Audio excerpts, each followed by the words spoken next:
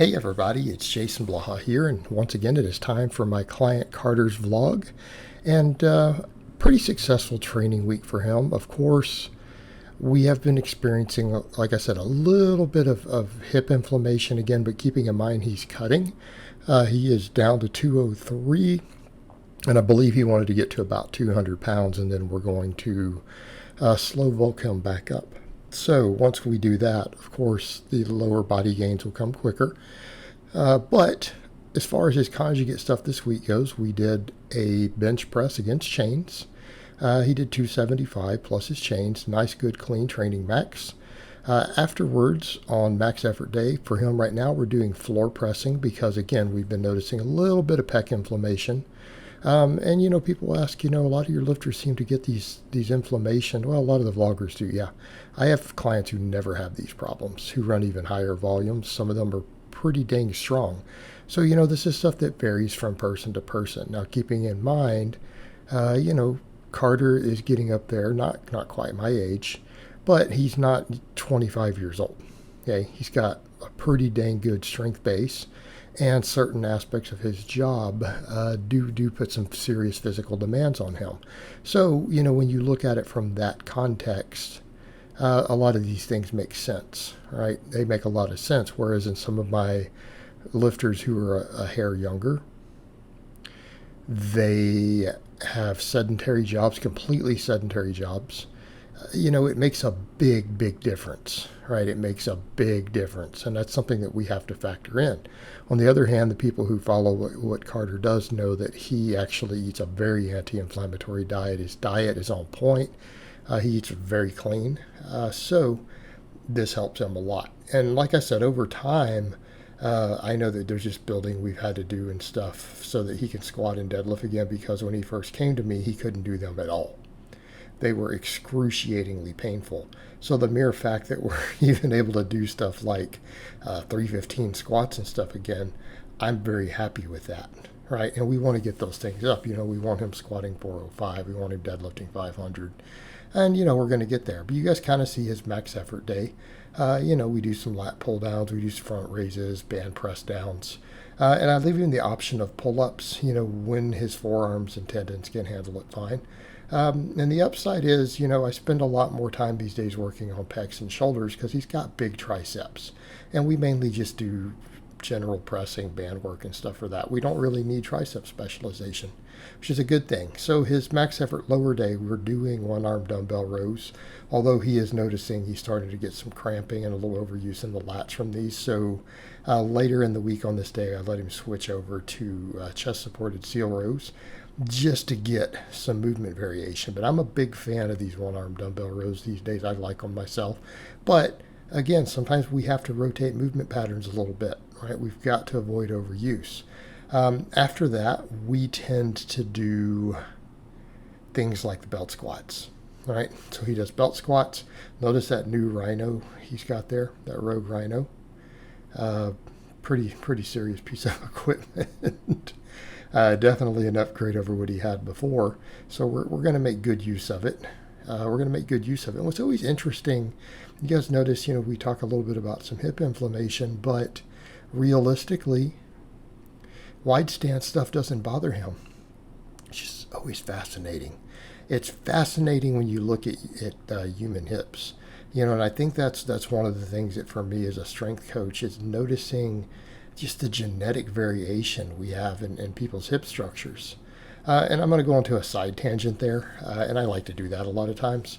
That's one of the things we've noticed in our species, in humans, is that differences in hip structure all around the globe are massive. And here's the crazy part. Not only is there one of the most genetically diverse parts of our structure is our hip angles and everything, it doesn't seem to follow any form of ethnic pattern. Meaning you can't look at what part of the world someone's from and even know what their hip structure genetics are going to be. So it's one of those things that not only has massive variation inside the human race, there's no pattern around the globe to it. There's no pattern. Like, that's one of the things we've noticed. You can find the most extremes in both directions in hip angle, hip depth sometimes in the exact same countries. And I mean smaller countries on different continents.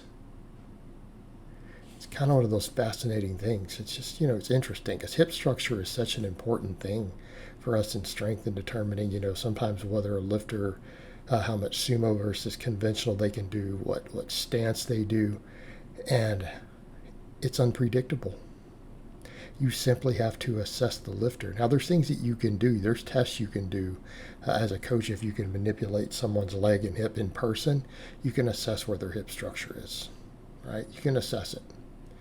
But otherwise, we just have to watch their movement patterns if it's all long distance with camera. But he seems to do really well with the wider stuff. And oftentimes, which is quite fascinating, it's the opposite for people who have hip issues. I get inflammation sometimes from too much wide stuff, particularly sumo pulling. Right? Occasionally. It's just interesting to note. Of course, one of the biggest changes we do on dynamic effort upper day, and of course we use chains this week, is that I have him do some seated overhead work with the dumbbells. Because again, I'm a lot more concerned with his shoulders and pecs and things at the moment. So dynamic effort lower, we do this week safety bar box squats against chains, right? And we're getting some good bar speeds there. Getting good bar speeds. And of course, his pulling we're doing without chains, mainly because he notices that it's easier to stabilize his hip. And I want to make sure that's healed up. And what we're seeing with a lot of this stuff, as he's getting leaner, we're seeing, some residual inflammation from cutting. And I think one of the things he'll be really happy about when he gets down to about the 200, gets to be where he wants to be, which we're almost there, within a couple of weeks of adding more calories in, getting a little more healthy fats and stuff in, that stuff will probably start alleviating, right? It'll probably start alleviating. So always a good thing. And just something to be aware of for those of you who are cutting. Some of the inflammation and stuff you're going to get when you're dropping body fat, right, it's going to be worse. Whereas in people who are actually obese, it tends to be worse no matter what. But in this case, when you're dealing with people who are at healthy athletic body fats, because he's not fat, this is not an obese person. He's very fit, right? Nice, lean, athletic leanness. But he wants to get a bit leaner, give us some wiggle room for health purposes and everything for bulking. So, in that case, though, it's simply a matter of the calorie deficit for someone who doesn't have a lot of body fat, just causing some overall healing issues, right? It just slows down overall recovery. Makes us a little more prone to some inflammation. And that's a lot of what we're seeing here, right? And then, of course, we finish up with the glute ham raises and reverse hypers. He's been working the reverse hypers up every single week. He's just been trying to add 5 pounds. We just want to continue to get stronger at these because these represent a big part of his weak link in the lower body. All right, this is his weakest accessory lift. And that tells us where we're weak at, doesn't it?